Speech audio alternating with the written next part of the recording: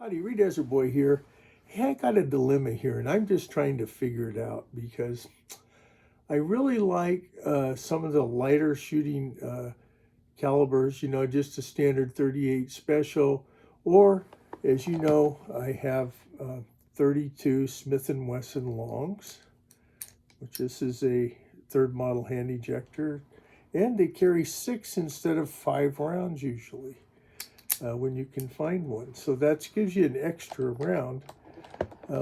However, that's not quite comparable with the 38 Special. And nowadays, there's a lot of 32 H&R Magnums that are starting to show up. Lipseys offers an exclusive both in a J-frame and in a LCR. Now, these are not those particular 32s, but I'm just trying to show you a little bit of comparison here.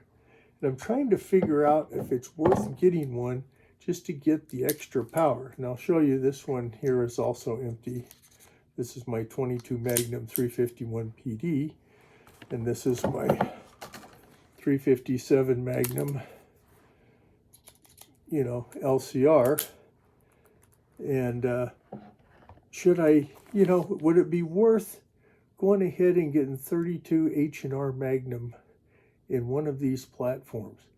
Now, I haven't seen where Ruger's had a lot of issues or any complaints about that, but I have watched some recent videos where people are still getting Smith & Wessons delivered to them where they have, different quality control issues. And, when you're paying $700 to $800 for a gun, that should not be an issue. I mean, even this one, look, I paid almost $800 for this. There's oxidation on this hammer.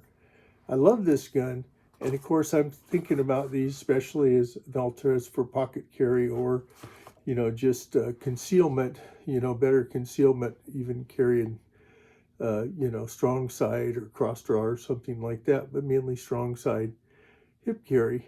But, and then when I think about these, we both know this fits in a pocket a little bit better than the Ruger, mainly because this just has the bigger grips on it, which are really nice, but it does sometimes make it a little harder to fit it in your pocket. So I guess I'm coming to you saying, what do you think? Do any of you have any experience with this Smith & Wesson quality control still slipping? Do you think it's worth having a 32 H&R Magnum versus a 38 Special plus P? Because I thought about just getting a 442 or, getting one that was a little bit nicer, maybe a performance, edition type Centennial. Of course, these, it would be, these are the kind with the concealed hammer, the 442 series, would it be worth doing that? I'm looking for any feedback on that, your experience with them, what you prefer for carry. Now, a lot of you'd say, well, why don't you just get a semi-auto? Well, I do have a 380 P365 with a Holosun. It's a great gun. But I enjoy revolvers, and I like the simplicity of them a lot of times. And I also have a P938 and a Shield Plus. So if I want 9mm, I have concealability there. But sometimes I just don't really want to, carry my semi-autos. So I guess it's my question for you is, what can you tell me about your experience with Smith & Wesson and the quality? What can you tell me about 32 H&R Magnum? I don't really want to go to 320. I mean, some people say, why don't you just get a 327 Federal Magnum and an LCR, right?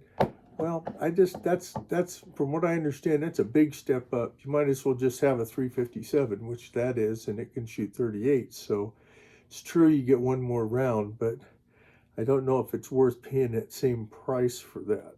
So the other thing that comes to mind is I like having older guns. And, we got all these, key locks and different things they keep throwing on these and the quality control. And I go down and I look at one of these, like my K38 here, which I can show you is also unloaded, 6 rounds, right?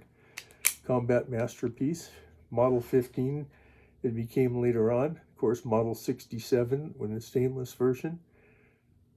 These have adjustable sights, They are heavy. They're about double the weight. I mean, it's 11 ounces. The LCR 17. The other one's probably, I don't know, 23 or 24, but it's from 1940, about, from what I can tell in the serial numbers.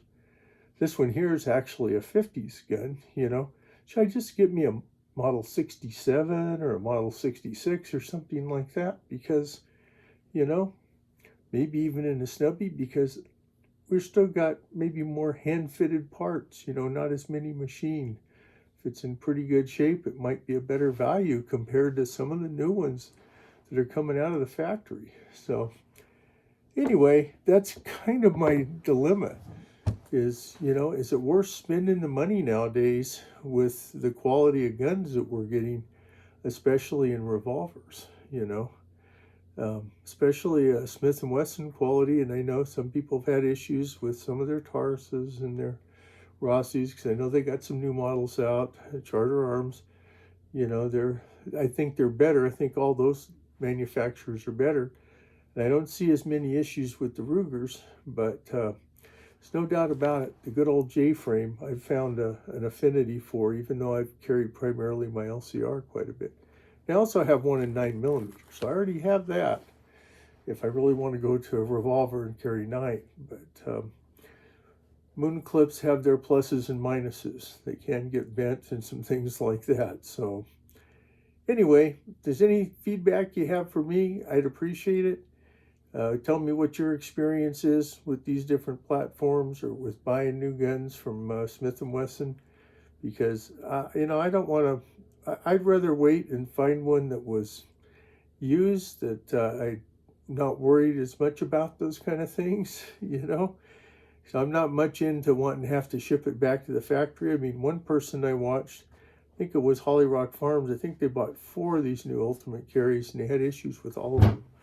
And that's just not okay. And then I saw people's comments where they were having issues with them. And I thought going to Lipseys, it might turn out better, not just directly from Smith & Wesson, but maybe not. So thank you very much for listening to my ramble, and hope you're having a good new year. And as Reed Desert Boy always says, be safe out there, whatever you're doing. Bye now.